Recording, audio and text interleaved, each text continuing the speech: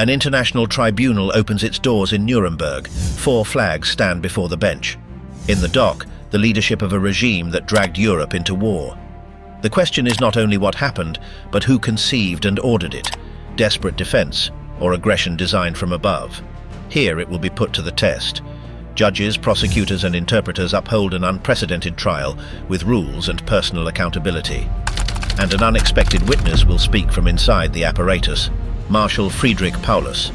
His voice will help establish intent, command and guilt under international law. But before hearing him, let's understand how the case was built. The hunt for Nazi documents, how Nuremberg was assembled between 1945 and 1946. Tons of documents were discovered in basements, castles, mines and abandoned offices. Each recovered box contained key pieces of the puzzle that prosecutors were compelled to reassemble urgently. The scale of that archive was so enormous that it soon became the true raw material of the trial. These weren't just papers, they were the written memory of a regime that had tried to erase its tracks. Initial chaos gave way to a frantic operation. In Kassel, for example, a makeshift center received over 1,200 tons of files in barely 6 months. American officers had to repair damaged buildings, defuse forgotten explosives, and even reopen a sawmill to manufacture shelving. There, archivists, soldiers and former German officials worked side by side, sorting material, creating index cards, and preparing copies for investigators who came without rest. The avalanche seemed overwhelming. Entire libraries appeared overnight, from 70,000 volumes from the Foreign Ministry to Polish meteorological reports. Often shipments arrived without prior notice, and the task of cataloguing them became an almost impossible challenge. Yet amid that disorder, decisive finds emerged. The only preserved copy of the Wannsee Protocol, or the detailed reports on the Einsatzgruppen massacres on the Eastern Front. The process was not without losses. Many original documents disappeared during those months of confusion, and strict rules had to be imposed. Prosecutors could only take photocopies, never originals. Even so, much of the material reached Nuremberg in precarious condition, torn from its original context and difficult to interpret. In the Palace of Justice, the so-called document room became the invisible epicenter of the trial. Shelves reaching the ceiling, copies multiplied in dozens of sets, forced translations into English, French, Russian and German. Dozens of analysts worked around the clock, summarizing each file on index cards that had to be clear, precise and ready for use in court. The pressure was constant, selecting from thousands of pages those that could most strongly incriminate the accused. There, a revealing paradox emerged. The most resonant trial of the 20th century rested not primarily on eyewitnesses, but on papers. 3/4 of the evidence presented were documents. This absolute dependence on the written word not only defined the prosecution's strategy, but would also forever mark the way the world would remember Nuremberg. Preserving the memory, from Nuremberg to the digital era. When the last trials concluded in 1949, the machinery that had sustained that monumental process was dismantled with a new mission, to find a destination for over 100 tons of documents. The challenge was no longer to convict the accused, but to ensure the record would survive for future generations. The person responsible for that task was Fred Niebergall, chief of the Documents Division. His work consisted of organizing the controlled dispersal of the archives. The originals were to be deposited in the US National Archives, but nearly complete collections would be prepared for strategic institutions. The Library of Congress, Harvard Law School, the Nuremberg State Archives, and university libraries across the country received copies. Sets were also delivered to several Allied countries, including France, England, Poland and Czechoslovakia, with the aim of preventing the material from being concentrated in a single location. However, the distribution lists were never definitive. At least 4 different inventories exist, and they don't even match each other. 7 decades later, barely a dozen institutions in the United States confirm they hold substantial portions of those holdings. The rest has been lost, scattered, or left forgotten in inaccessible repositories. During the 1950s, only a few articles were written about the state of the documents. Most studies focused on the content of the evidence, not on the fate of the archives. Only a few specialists, such as John Mendelsohn in the 1970s, dedicated themselves to creating detailed catalogues that served as guides for later researchers. The scale of the collection remained overwhelming. Millions of pages, many never published, still awaiting exploration. In the post-war period, the Nuremberg files were not only useful for historians. German prosecutors used them in thousands of subsequent proceedings against war criminals. They were also consulted by judges, defense attorneys, and even by some of the accused themselves when writing their memoirs. They were even used to trace missing persons. Among the documents appeared lists of children abducted in the East and records of resettlement camps. Over the decades, interest in preserving this legacy shifted to the digital realm. Beginning in the 1990s, the Harvard Law Library undertook a preservation project that culminated in the creation of an online database. Tens of thousands of pages, transcripts and exhibits were scanned and catalogued, becoming the most complete gateway to the Nuremberg archive in the contemporary era. But those millions of digitized pages tell only half the story. The documents proved the horror was planned.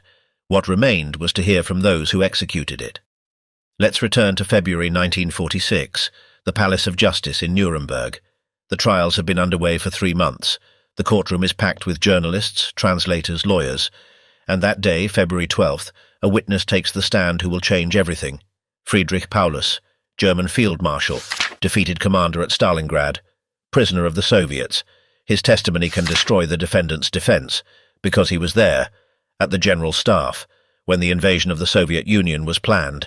His testimony will destroy the defendant's alibis. Beginning of the trial, Paulus and the planned aggression. On February 12, 1946, the courtroom filled with anticipation when the tribunal's president announced the return of a key witness, Field Marshal Friedrich Paulus, former commander of the German Sixth Army at Stalingrad. Paulus took the stand with the weight of defeat etched into his figure. The judges reminded him that he must speak slowly to allow for translation. Before him, the defense attorneys began a cross-examination that soon revealed the core of his responsibility, his role in preparing Operation Barbarossa. Dr. Nelter's questions forced him to go back to September 3, 1940, when he assumed the position of Deputy Chief of Staff. He confirmed that Hitler was the one who signed military directives, accompanied by Keitel and Jodl, and that the Army General Staff was limited to transforming his orders into operational plans. The initiative to attack the Soviet Union, he acknowledged, did not respond to external threats, but to an offensive project conceived from the top echelons of power. Paulus admitted that as early as autumn 1940, he understood that the strategic studies on the eastern border were not simple hypotheses, but initial steps toward an invasion. He recalled that, despite doubts expressed by some officers, he never received reports confirming an imminent Soviet attack. It was a planned attack, he stated, an aggressive move disguised as military necessity. The defense pressed on the contradiction. If he understood the nature of that plan, why did he later accept command of the Sixth Army that was to execute it? The answer was a mixture of justification and resignation. He said that at the time, like so many others, he believed he was fulfilling his patriotic duty, driven by discipline and propaganda. Only the bitter experience of Stalingrad would later reveal to him the criminal dimension of that campaign. The exchange grew even more tense when he was asked about his promotion to Field Marshal, granted in January 1943, while his troops were dying of hunger and cold in the Soviet encirclement. Paulus acknowledged having permitted the telegrams of devotion to the Führer, though he clarified that they sought to give meaning to his men's sacrifice.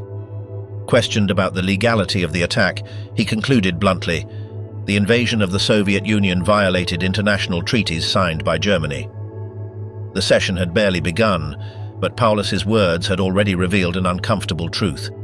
The war against the East had not been a defensive reaction, but a deliberate aggression planned from the heart of the regime. After the tense initial statements, Paulus's interrogation continued with greater insistence. Dr. Exner wanted to clarify the extent to which the German General Staff and the High Command of the Wehrmacht shared responsibilities. Paulus explained that his work was strictly technical. He received orders, converted them into plans, and relayed instructions. While Jodl, from the Wehrmacht General Staff, had a global vision, he could only see fragments. In any case, both were part of the same war preparation machinery. The memory of Stalingrad again focused attention. Exner asked him about the prohibition on capitulation, an order that, according to Paulus, emanated directly from the Supreme Command and that Keitel and Jodl had endorsed. Asked why he didn't attempt to break the encirclement despite the tragedy, he responded that he was convinced the sacrifice of the Sixth Army was presented as decisive for Germany's fate. He acknowledged that justification had been an error, but at the time he accepted it as a military obligation. The rumor that Hitler planned to replace Jodl with him if Stalingrad proved victorious was also addressed. Paulus said he had no official knowledge, though he did hear comments about possible changes in command. He also denied having thanked the Führer for his promotion to Field Marshal with a personal telegram. The interrogation then took another direction. Exner asked about his membership in the National Committee for a Free Germany, formed in 1944 by prisoners of war to denounce the Nazi regime. Paulus confirmed his participation, explaining that he did so after Stalingrad, when he understood that the regime was leading the country to absolute disaster. The turn passed to Dr. Lattenzer, who tried to establish when Barbarossa originated. According to him, the first plans might have been mere theoretical exercises. Paulus was categorical. Since September 1940, there existed a concrete design, perfected with subsequent directives until its final execution. The defense tried to introduce doubts by citing official documents and Soviet movements, but the Marshal insisted that, from his experience, everything responded to a German decision of aggression. The Balkans were also discussed. Paulus confirmed that the uprising in Yugoslavia forced an invasion, which in turn delayed the start of the offensive against the USSR. For him, there was no contradiction. A free front in the south was an indispensable condition for carrying out Barbarossa. The session became even more tense when the order to execute Soviet commissars was mentioned. Paulus acknowledged having been informed of it, though he assured that under his command it was not applied. The defense wanted to use that point to mitigate responsibilities, but the weight of the testimony continued pointing upward. The chain of command always led to the Führer. Paulus's appearance closed with new questions from the defense. Dr. Kubushok wanted to know how the decision-making circle in the Third Reich actually functioned. Was there a cabinet that deliberated collectively, or did Hitler act alone? Paulus admitted he didn't know the internal mechanisms of government, but he couldn't conceive that a single man had carried forward such an enterprise without the support of a small group of immediate collaborators. Next, Dr. Horn, von Ribbentrop's attorney, sought to test the Marshal's credibility, asking him about his participation in the National Committee for a Free Germany, which he had already discussed. Paulus explained that after Stalingrad, he had joined that movement of prisoners convinced of warning their people about the abyss to which Hitler was leading them. He recalled that over 100,000 soldiers had perished in the encirclement from cold, hunger and abandonment, and that those experiences pushed him to take a stand against the regime. The tribunal then intervened to limit the scope of these questions, considering it irrelevant to excessively discuss the witness's political activities during his captivity. The purpose was to clarify his role in the war, not to judge his subsequent convictions. At that moment, it was the judges themselves who posed the final questions. Paulus recounted that upon assuming his position in September 1940, he found a plan for an offensive against the Soviet Union already outlined. He had inherited it from his predecessor, General Marx, and developed it under orders from the General Staff. He confirmed that by the end of that same year, most officers already knew the nature of the operation. Soviet magistrate Nikitchenko questioned him directly about the role of the General Staff. Was it an advisory or executive body? Paulus responded that in practice it was a technical apparatus that unreservedly carried out the instructions received. He acknowledged, however, that there were differences of opinion with the High Command, though they never managed to halt the plans for aggression. Asked about the occupation of Soviet territory, he explained that he only knew the orders included in the so-called Green Folder, focused on economic exploitation, agricultural and industrial resources in service of the German war effort. He also admitted there were explicit instructions to treat the population without consideration, applying only military criteria. When the president asked if he had SS troops or Gestapo units under his command, Paulus was clear. In the Sixth Army there were no such formations, not even in the final days of the Stalingrad encirclement. With his departure from the stand, the session seemed to reach a point of closure.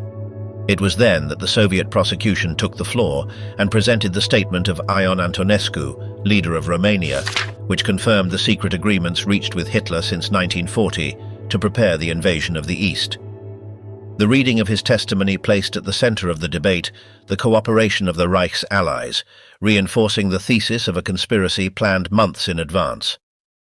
3 days after Friedrich Paulus's harsh testimony, the tribunal resumed its work in a different atmosphere, more focused on legal matters and the presentation of documentary evidence.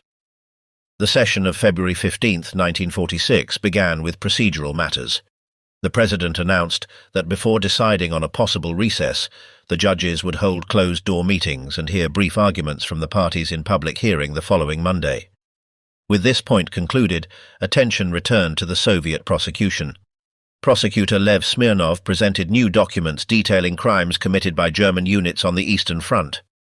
Among them, the minutes of a court-martial of the 374th Infantry Division, dated October 1944, which recorded the confessions of a German NCO named Lecour. He was not a member of the SS or a Nazi dignitary, but a simple infantry corporal, former owner of a cinema in Stargard. His testimony shocked the courtroom. He acknowledged that in his free time for pleasure, he dedicated himself to executing Soviet prisoners of war and peasants. He claimed to have kept a personal record of the number of people murdered. He also recounted that in November 1942, he had participated in the massacre of 92 civilians, and that throughout 1942 he had shot dozens more. In total, he claimed to have killed about 1,200 people. Lecour also explained that he had set fire to over 30 dwellings in occupied villages, forcing the inhabitants, elderly, women and children, to remain inside under threat of being shot if they tried to flee. Those fires resulted in about 70 victims. For these merits, the German command rewarded him with an early promotion and the decoration of the Eastern Medal. Prosecutor Smirnov insisted that Lecour was not an isolated case. To prove it, he cited the sentence of a Soviet military tribunal in Smolensk. Investigations conducted there revealed mass graves with over 135,000 corpses, men, women and children, victims of mass executions and gas vans used in 1943. Among those prosecuted was an interpreter for the German military command, responsible for torture, executions and extermination operations against the civilian population. The president interrupted to point out deficiencies in the translation of some passages, but allowed the reading to continue. Once again, the tribunal faced documents whose brutality left no room for doubt.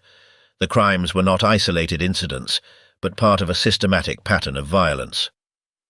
After the shocking accounts of executions and razed villages, Prosecutor Smirnov continued with another piece of evidence that provoked a heavy silence in the courtroom.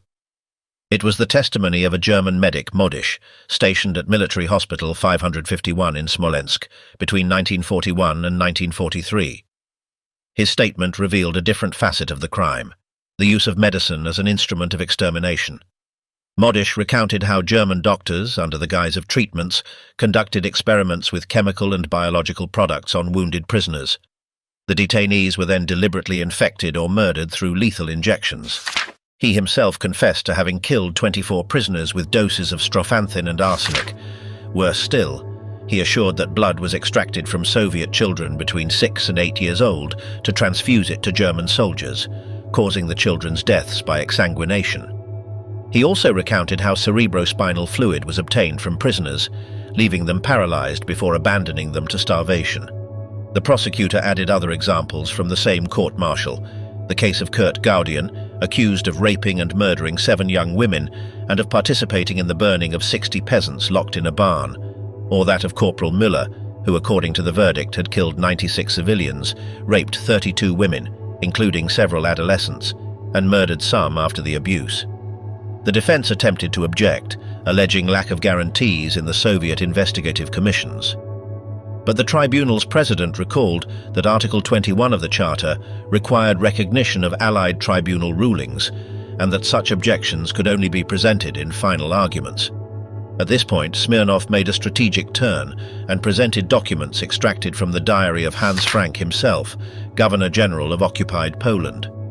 They revealed the internal logic of the occupation, the systematic elimination of the Polish elite, and the preparation of an extermination framework. On February 6, 1940, Frank cynically explained to the Völkischer Beobachter newspaper that, had he published a poster for every 7 Poles shot, there wouldn't be enough paper in the country's forests. Weeks later, at a police conference, he announced that the German offensive in the West gave him free rein to execute thousands of Polish intellectuals without fear of international atrocity propaganda. His words were unequivocal. The orders came directly from Hitler, and the method would be immediate elimination in the occupied territory itself, without trials or transfers to Reich camps. These notes from the Governor-General suggested that the architecture of the extermination camps was not born of improvisation, but of political decisions planned since 1940.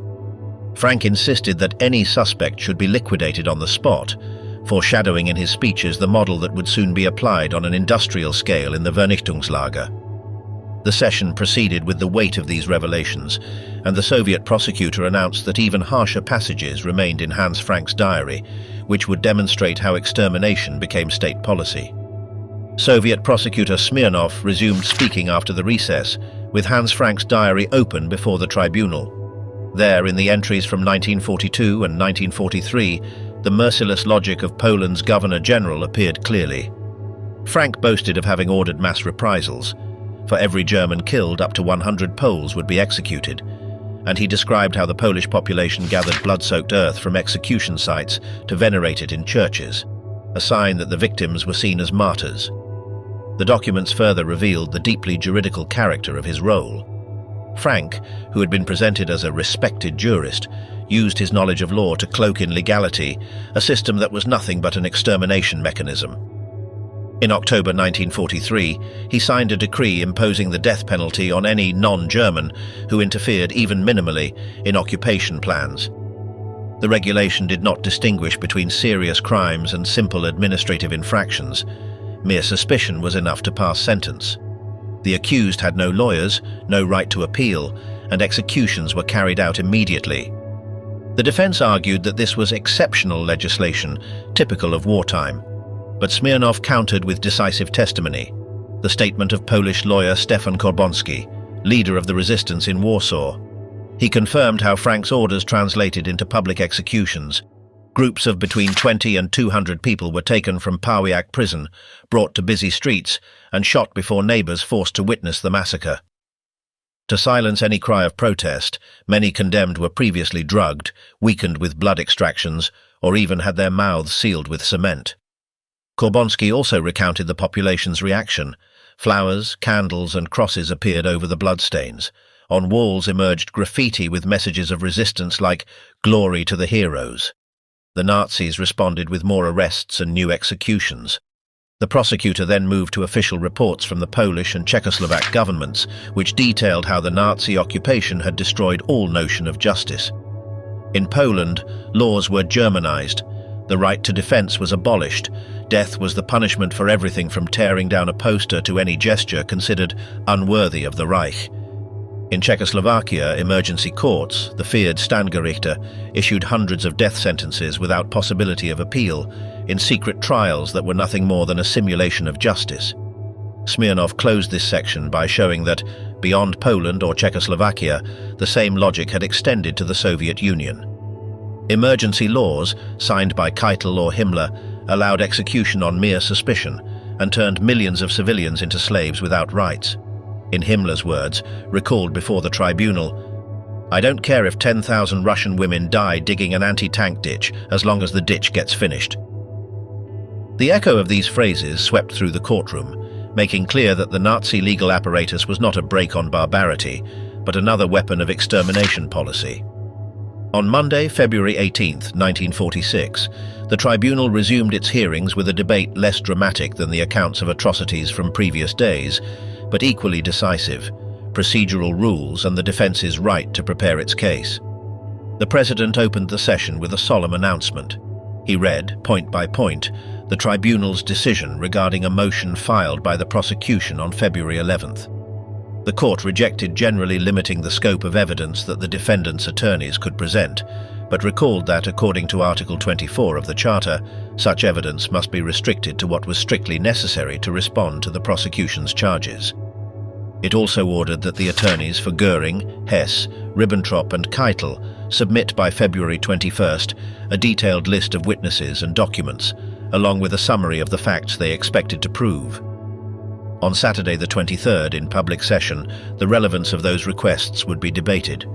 Following this resolution, the tribunal heard from the defense. Professor Herbert Kraus, attorney for Hjalmar Schacht, spoke on behalf of his colleagues. He requested a 3-week recess before beginning the defense phase. He argued that the magnitude of the trial exceeded the capacity of many law offices, most composed of a single attorney and one assistant. He pointed out that each defendant was charged with conspiracy and therefore had to answer to a greater or lesser extent for all acts of the Nazi regime. This obligated each defense to review a massive volume of evidence that the prosecution continued presenting daily, particularly the Soviet delegation. Kraus also recounted the difficulties in locating key witnesses, some still interned in Allied camps, and the lack of access to documents that could have exculpatory value.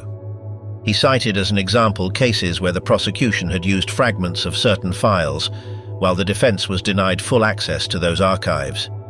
The president interrupted to recall that according to the tribunal's rules, any document presented by the prosecution must be entirely available to defense attorneys.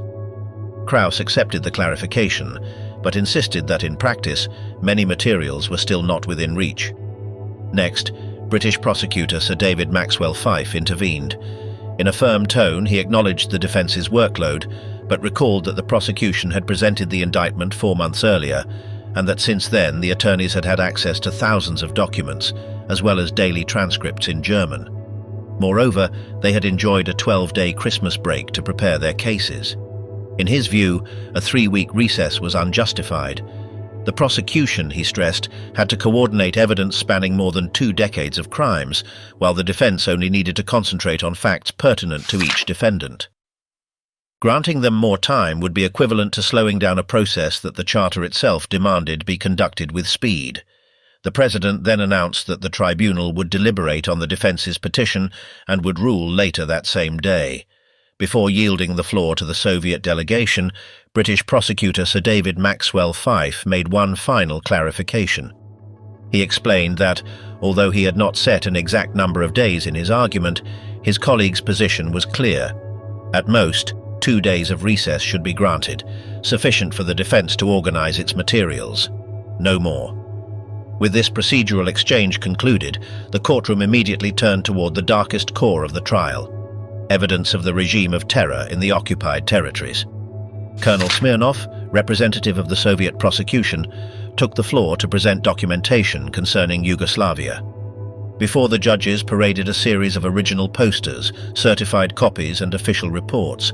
Dated between 1941 and 1942, they announced executions of hostages, 10 in Laskow, 57 in another locality under the signature of General Kuchera, 15 in January 1942, 51 without exact date, 29 on March 31st, and another 29 in July of that same year.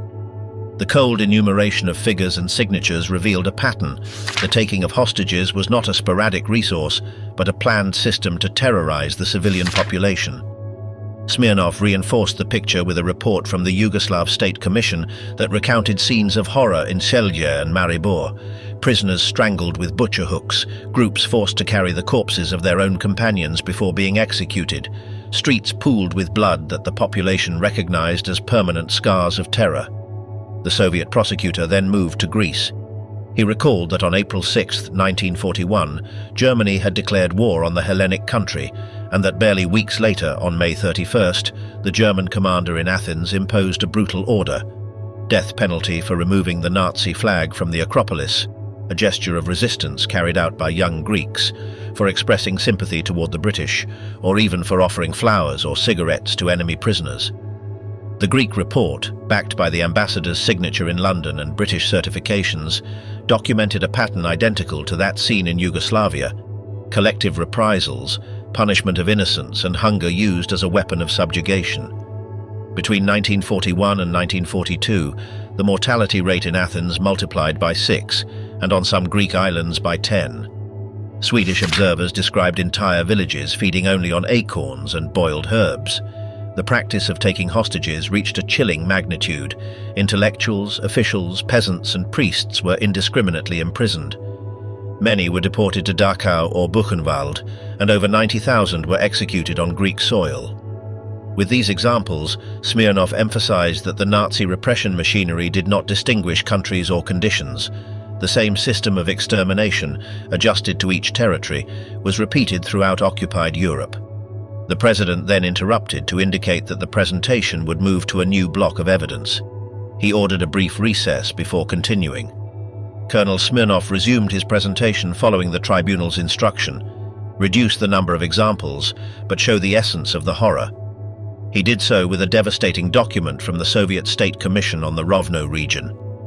Medical reports indicated over 102,000 bodies exhumed, 49,000 in a sawmill on Belaya Street, 32,500 in nearby orchards, 17,500 in the village of Sosenki, 3,000 in Vidomka quarries, and 500 around the local prison. The chronology of the massacre revealed a macabre progression. Mass shootings in 1941, murders with gas vans in 1943, and executions in prison in 1944. Smirnov emphasized that these were not isolated episodes. In Rovno prison, for example, after the failed escape of March 1943, all inmates were executed in a single day. Another episode, months later, left 350 prisoners killed in reprisal for an attack on a German judge. The Soviet prosecutor then connected this evidence with a symbolic case, Lidice, the Czechoslovak village, raised in 1942 as reprisal for the assassination attempt on Reinhard Heydrich, had been engraved in collective memory. Smirnov cited official reports: 172 men shot, nearly 200 women deported to Ravensbrück, and over 90 children torn from their mothers, most disappeared forever. The name Lidice, he explained, had become synonymous with Nazi barbarity. But what happened in Lidice was not exceptional. In Lithuania, in 1944, 119 inhabitants, including 69 children, were locked in houses and burned alive. In the Smolensk region, entire villages were annihilated in the same way. In Zajčíky, 23 people, including 70-year-old elders and children barely 5 years old, were consumed by flames. In Gračevo, 200 peasants met the same fate. Smirnov then cited a document from the 15th German Police Regiment. On September 22, 1942, the village of Borisovka was surrounded, and after a search 169 people were shot, including 23 children. The operation even included tanks, deployed not against soldiers, but against unarmed villagers. Another report described even more graphic scenes. Major Rosler recounted how he had witnessed executions in Zhytomyr, a pit filled with corpses, men, women and elderly, murdered with a shot to the back of the neck. Some were still breathing when thrown into the hole. The note from the commander who sent this report to Berlin added a warning: if these things are done openly, they will be known at home and will give rise to criticism. The evidence multiplied. There were photographs, many taken by the Germans themselves, so incriminating that Himmler expressly prohibited their distribution in 1941. Even so, copies were preserved, certifying the magnitude of the violence. Smirnov closed the session with an argument that resonated in the courtroom. The Nazis had shown compassion toward animals, prohibiting vivisection, but ordered the deaths of children without blinking. In Orel, witnesses recounted how children were thrown alive into pits. In Stavropol, a 4-month-old girl was found among the bodies. She had died of asphyxiation, buried alongside her mother. Inside the cells, what they confessed to Goldensohn. With those words, the Soviet prosecutor left the courtroom in suspense. The president interrupted to declare a recess. The afternoon would open with new evidence. It was then that an unexpected presence burst into that sober and solemn setting. Dr. Leon Goldensohn appeared, a psychiatrist with the United States Army. From January to July 1946, his mission was neither to accuse nor defend, but to listen. Seated across from the men who had played leading roles in one of history's darkest chapters, Goldensohn sought something deeper, to decipher the mind that had made horror possible. Son of Jewish immigrants, trained in clinical observation of trauma and behavior, his approach was both professional and deeply human. Each interview became a space of dramatic tension. On one side, the prisoner awaiting sentence. On the other, a doctor who sought not legal confessions, but psychological truths. His questions were simple, but his strategy consisted of letting the interviewee speak, revealing their justifications, contradictions, and silences. In those conversations, a spectrum of profiles unfolded. With Hermann Göring, Hitler's former successor, he encountered a man of overflowing ego and intact confidence. Göring presented himself as a strategist, as a pragmatic politician who acted, according to him, for Germany's greatness. He denied direct guilt, elaborated excuses, and used rationalization as defense. Goldensohn recorded not only what he said, but how he said it, the theatricality, the certainty with which he constructed a narrative that kept him distant from the crime. Very different was the tone of Rudolf Höss, commandant of Auschwitz. His language was technical, bureaucratic. He described extermination not in human terms, but as a logistical problem. Obedience, duty, superior orders, these were his justifications. For Goldensohn, hearing that mathematical coldness in the face of millions of deaths was confronting the purest banality of evil, the face of the executioner who never felt responsible. In contrast, Albert Speer, architect of the Reich and Minister of Armaments, introduced nuances of remorse. He admitted ambition, acknowledged having contributed to the war machinery, and although he tried to distance himself from the most brutal atrocities, he revealed an internal conflict, guilt and denial, self-justification and self-criticism. From each interview emerged a common pattern, the human mind seeking to escape the truth. Göring did it with pride, Höss with mechanical obedience, Speer with half-hearted remorse. Goldensohn discovered that guilt and denial were not opposite states, but gears alternating within the same psychological mechanism. Sometimes a fleeting admission appeared, immediately smothered by rationalization. Other times, absolute denial disguised itself as patriotism, discipline, or even historical necessity. His work was not to pass judgment. It was to show that even in the silence of a cell, a regime's crimes are revealed in the words of those who committed them. And his own Jewish identity added a silent but unavoidable element. By looking into the eyes of those who had built the system that sought to exterminate his people, Goldensohn became a living reminder of the human cost of their acts. Some perceived him with discomfort, others with indifference, and a few with a gesture of defensive irony. He also encountered figures like Julius Streicher, editor of Der Stürmer, who remained obstinate in his anti-Semitism, without any remorse. Facing him, Goldensohn confirmed the extent to which ideology can become an impenetrable shield against any evidence. What united everyone, from leaders to minor officials, was the attempt to blur responsibility. We were following orders. We were cogs in a larger machine. The diffusion of guilt into the collective served as an alibi to evade personal burden. Beyond judicial history, his notes remind us of something essential. Evil is not an abstract entity. It is the sum of human decisions, of voices that convince themselves that killing can be duty, that silence can be loyalty, that obeying can be honor. And therefore, the psychiatrist's voice at Nuremberg continues to resonate as a reminder that justice must not only judge facts, but also unravel consciences. From horror to norm, the Nuremberg Code is born. As the Nuremberg trials progressed, the aim was not only to clarify responsibilities for the most evident war crimes.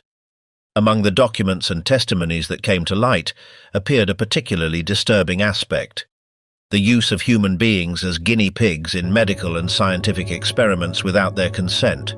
Concentration camp prisoners had been subjected to cold resistance tests, transfusions, injections of toxic substances, or forced sterilizations. The brutality of these practices forced the tribunal to confront a legal void. How to establish a clear boundary that would protect human dignity against science turned into an instrument of barbarity. From that need emerged one of Nuremberg's most enduring legacies, the formulation of principles we know today as the Nuremberg Code. This established unequivocally that no experimentation on human beings can be carried out without free, informed, and voluntary consent. It was not enough to invoke scientific, military, or national interest reasons. The dignity of the person stood above any justification. For the first time in modern history, medicine and research were subjected to an ethical framework of universal scope. Additionally, special protection of the most vulnerable was emphasized. prisoners, children, or people without full autonomy, for whom authentic consent was impossible. Thus, what had been considered a necessary practice in Nazi discourse was transformed into a crime against humanity. The principle was later incorporated into the International Covenant on Civil and Political Rights and in multiple legal instruments, national and international. Its absolute character became unquestionable. Neither war, nor national emergencies, nor state security could serve as an excuse.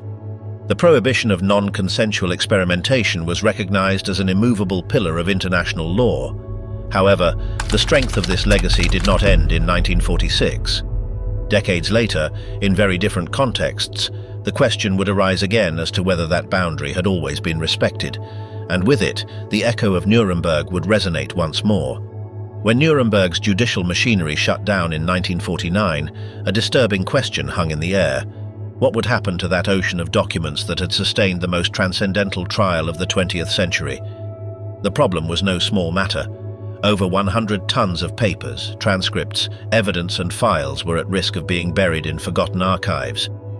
Telford Taylor himself, chief prosecutor in the trials following the International Military Tribunal, warned that the essential task was to ensure their preservation for history.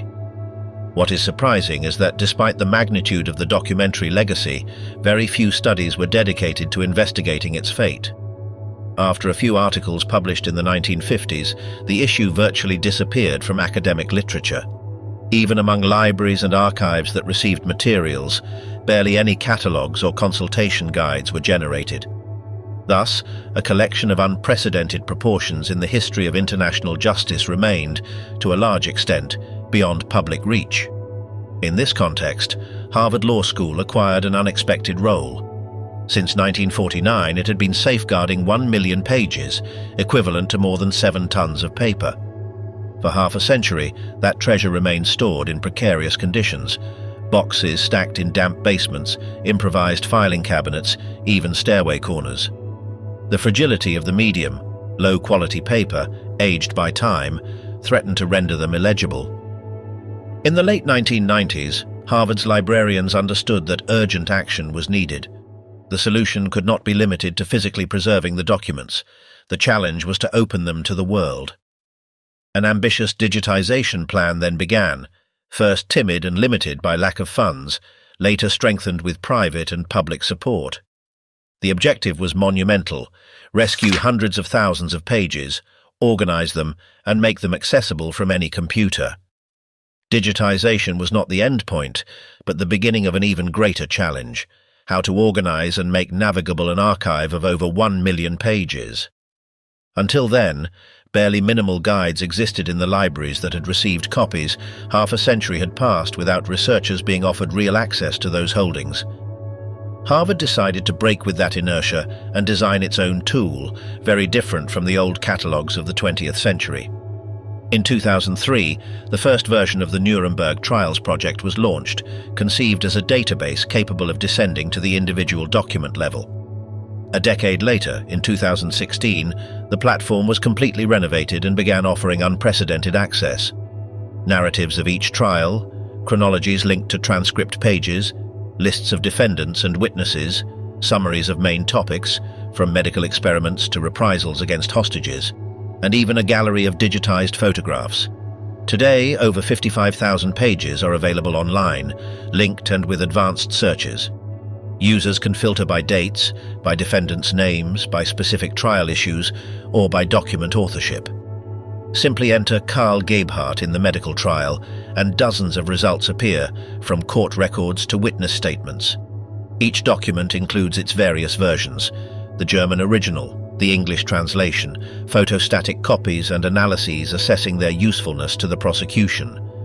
All of this can be downloaded, enlarged and cross-referenced with other materials in seconds, something unthinkable barely a generation ago.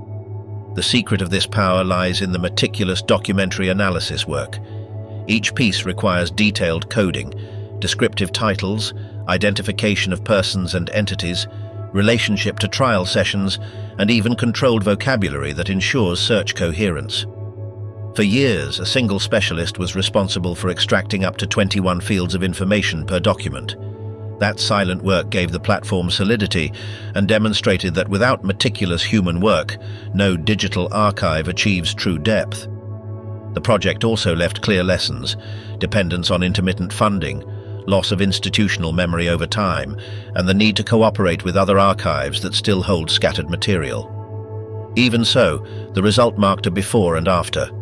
Harvard transformed a forgotten legacy into a global tool, capable of opening new research routes and returning to society an essential chapter of 20th century judicial memory. The end of the war made clear that having defeated the Third Reich was not enough. A legal framework had to be established that would prevent its crimes from going unpunished.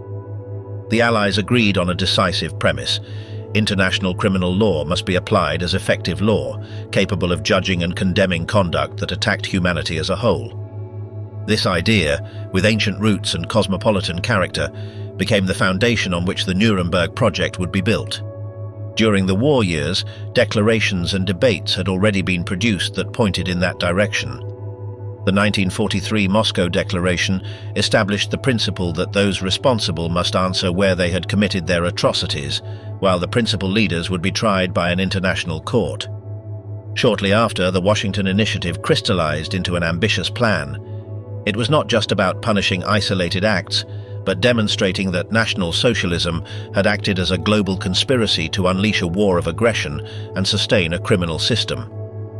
With the signing of the London Agreement in August 1945, the International Military Tribunal was established, responsible for the first major trial. But that instance was not enough to encompass the magnitude of the crimes. A second legal instrument was necessary: Law Number 10 of the Allied Control Council. Its purpose was multiple. First, to fulfill the Moscow Declaration and the London Agreement, creating a common legal basis in the occupation zones. Second, to enable each power to organize tribunals to try those responsible who were not prosecuted by the International Tribunal. And finally, to provide a framework for prosecuting members of organizations declared criminal, such as the SS or the Gestapo. The definitions of this law took up the categories established in London: war crimes, crimes against humanity, crimes against peace, but with significant nuances. By not limiting crimes against humanity to those committed in connection with the war of aggression, the text expanded the scope compared to the London Charter. It also expressly included membership in criminal organizations as an autonomous offense. These differences fueled intense debates at Nuremberg. The defense argued that the law was more severe than the London Charter and therefore violated the principle of legality.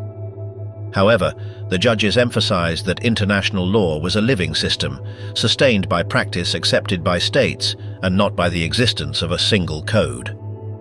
Law Number 10 did not create tribunals nor regulate their procedures. It delegated those powers to the commanders of each zone. In the American sphere, these provisions would later take concrete form in Military Ordinance Number 7, which would shape the subsequent trials. What remained was to convert that legal scaffolding into courtrooms, judges, and case files. The hinge was Military Ordinance Number 7. On October 24, 1946, the structure created for the first trial, Jackson's team, was reorganized as the Office of Chief of Counsel for War Crimes, integrated into the Allied military administration in Germany. The next day, the first tribunal in the series was born, and its Secretary General was appointed. Within hours, the machinery began to turn. The first indictment was filed, and Nuremberg again became a center of judicial gravity. The apparatus was organized into 4 units that answered to the occupation authority, but with differentiated functions. On one hand, the tribunals, independent in jurisdictional matters, administratively supported by the Central Secretariat. On the other, the Secretariat itself, responsible for meshing daily operations, receipt of documents, liaison with witnesses, archiving, and providing each courtroom with a table officer capable of moving each hearing forward without losing the thread. The fourth pillar was the Office of Chief of Counsel, the prosecuting body responsible for selecting cases, drafting charges, and sustaining them at trial. The composition of the courts was deliberate. Career jurists were recruited, especially American state judges, several with experience in their state's supreme courts, and a committee of presiding judges was established that distributed cases and resolved operational matters. Rotation was constant. When one trial closed, some magistrates returned and others joined, reconstituting the tribunals for the next case. Thus, between 1946 and 1948, 12 trials were held under law number, 10 from medical cases to those of ministries and military high command. But the volume and complexity demanded more than good judicature. The Central Secretariat opened a defense center to ensure lawyers, offices and copies. Language imposed an army of translators, interpreters and stenographers who duplicated every word in German and English, and document reproduction operated at industrial pace to feed judges, prosecution and defense. The Office of Chief of Counsel, for its part, was organized into thematic divisions: military, SS, ministries, economy, and ad hoc teams for industrial conglomerates. Behind it, a crucial mechanism, the Evidence Division, with its interrogation branch, witness location and document control, capable of transforming millions of captured pages into usable evidence. None of these tasks were showy, but all were decisive. Without interpreters, there was no hearing. Without document control, there was no chain of custody. Without interrogation teams, there was no verifiable account. And it was precisely the interrogations of suspects and witnesses that marked the secret pulse of each case. With that infrastructure in motion, the next obstacle was human, locating suspects and hearing from those who could prove, or dismantle, each accusation. Upon liberating camps and offices, the Allies encountered tons of archives and endless lists compiled by the United Nations War Crimes Commission. The scale was overwhelming. Security, military justice, army, navy and air force intelligence, and even technical missions competed to interrogate key Germans. Nuremberg, though involved, had to fit its practices into that mosaic of priorities. In the first international trial, Robert H. Jackson's team created an interrogations division directed by Colonel John Harlan Amon. The method was solemn and slow. Lawyer questioning in English, interpreter translating to German, stenographer recording the English version.